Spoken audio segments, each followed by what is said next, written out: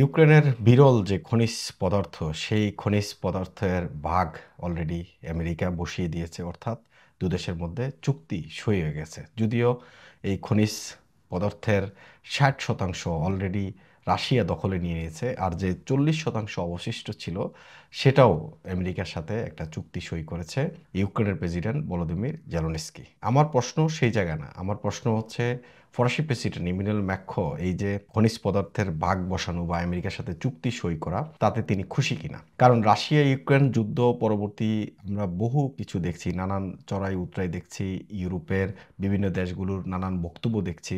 America যখন পিছু হটতে শুরু করেছে, তখন ফরাসি প্রেসিডেন্ট ইমানুয়েল ম্যাক্রো কিভাবে সামনে থেকে নেতৃত্ব দেওয়ার চেষ্টা করেছেন। তিনি ইউরোপের সবগুলো দেশকে বোঝানোর চেষ্টা করেছেন, ইউরোপকে বাঁচানোর চেষ্টা করেছেন, ইউক্রেনকে অর্থ সহায়তা, সমস্ত সহায়তা, অস্ত্র সহায়তা সব দেওয়ার জন্য ফান্ড গঠন করেছেন। সব কিছুই প্রেসিডেন্ট কি খুশি, তার কি মন খারাপ? এই যে বিরল খনিজ পদার্থ, সেখানে আমেরিকা একটা ভাগ বসিয়েছে। আমেরিকা শুধু ভাগ বসানো না, একটা নিয়ন্ত্রণ নেওয়াও বলা চলে সেখানে ইউক্রেনে এই নিয়ন্ত্রণ নেওয়াটা ইউরোপের জন্য ভবিষ্যতে হুমকি কিনা, সেটাও কিন্তু চিন্তার বিষয়। কারণ আমেরিকা সেখানে যখন আসবে, সেটা রক্ষণাবেক্ষণ করার জন্য সেখানে ঘাঁটি গাড়বে, তার সৈন্য থাকবে, তার সব কিছু থাকবে সেখানে।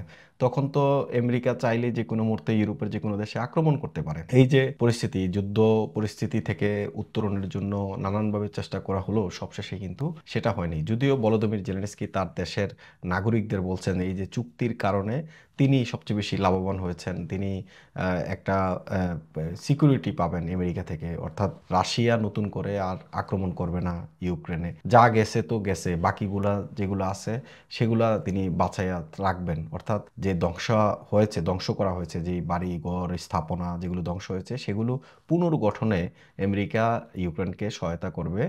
সেটা কোনো ধরনের লোন না, অর্থাৎ পরবর্তীতে আবার ফেরত দিতে হবে সেটা না। মানে একদম আমেরিকা নিজ থেকে এটা করে দিবে তাদেরকে। এমন এমন নানান কথা তিনি তার দেশের জনগণকে বলছেন। কিন্তু যারা ইউরোপিয়ান, যারা ইউরোপের নাগরিক, ইউক্রেনকে মনে প্রাণে ভালোবেসেছে, ইউক্রেনকে নানা ধরনের সহায়তা দেওয়ার জন্য চেষ্টা করেছে, তাদের ভিতরে কি এখন এই মুহূর্তে তাদের মনের অবস্থাটা কি আসলে? কারণ যখন আমেরিকা ইউক্রেন এই চুক্তিটা সই করেছে এবং বিরল যে খনিজ পদার্থ যেটা বলা হচ্ছে যে শুধুমাত্র চীনের আধিপত্য ছিল, এই খনিজ পদার্থ চীনেই ছিল, আর কোথাও ছিল না, আর ইউক্রেনে ছিল, যার ৬০% অলরেডি রাশিয়া দখল করে নিয়েছে। বাকি ৪০%-এর মধ্যে চুক্তি করেছে আমেরিকার সাথে।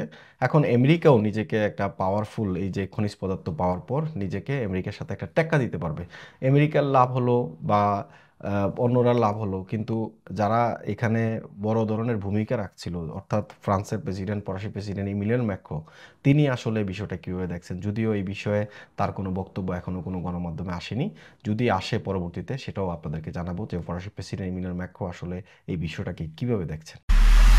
এমআইবি সংবাদ ও সংবাদ সংশ্লিষ্ট অনুষ্ঠান দেখতে ভিজিট করুন www.mibtelevision.tv ও facebook.com/mibtelevision.tv এবং সাবস্ক্রাইব করুন youtube.com/mibtelevision এ।